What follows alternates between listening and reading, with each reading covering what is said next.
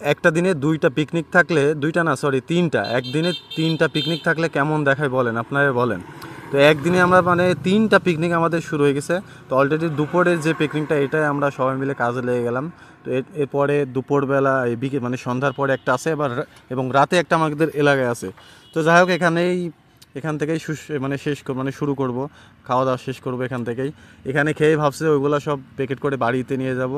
তো যাই হোক আমরা 4 জন মিলে সব গুছিয়ে গাছিয়ে নিচ্ছি। স্বাধীন এবং মাঝারুল ভাই পেঁয়াজ আর এবং রসুন ছোলাছুলি নিয়ে ব্যস্ত। তো স্বাধীন রসুনগুলা কেটে দিচ্ছে, আর যাই হোক আমরা সবাই ছোলাছুলি করছি। যাই হোক পিকনিক করলে সব থেকে ভালোই লাগে, সবাই মিলে একসাথে থাকা একটা আনন্দের বিষয় হয়। কিন্তু এই কাজগুলা আমাদের মিজান ভাইয়ের বউয়ের করে দেওয়ার কথা ছিল, কিন্তু সে করতে পারেনি, তাই আমরা নিজেরাই মানে, আর তারপরও নিজেরাই করলে একটু বেশি আনন্দ মনে হয়।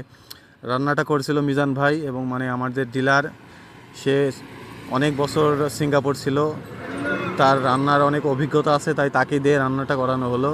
ভাত মাংস দুইটাই সে রান্না করলো।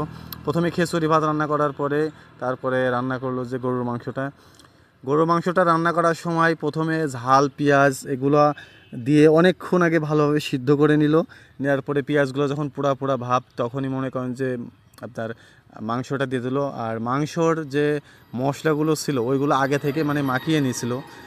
তো যাই হোক রান্না করা শেষ করার পরে অনেক পরিমাণে টেস্ট হয়েছিল, মাংসটা একটু শক্ত শক্ত হয়েছিল, তারপরেও বেশ ভালো লাগছিল।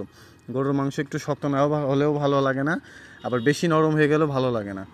যাক সুন্দরভাবে একদম, আমি তো প্রায় 1 কেজির কাছাকাছি মাংস খেয়ে ফেলছিলাম। খেয়ে তো আমার বাড়ি যাওয়ার অবস্থা খারাপ হয়ে গেছিলো।